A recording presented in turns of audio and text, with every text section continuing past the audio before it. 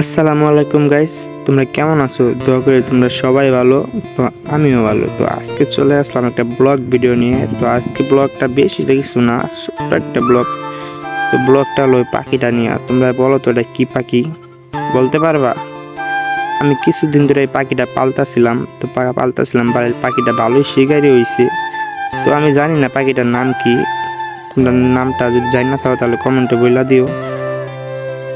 আর একটা কথা, বাড়িতে যেগুলা দেখতেছো না, এগুলা পাখির প্রিয় খাবার। তো এগুলা খাওয়া খাওয়া পাখিটা আমি বড় করছি। আর পাখিটা না গাইস খুব শিকারি। আমি যেখান থেকে ডাকবো না আমার কাছে চলে আসবো, তোমরা দেখবা।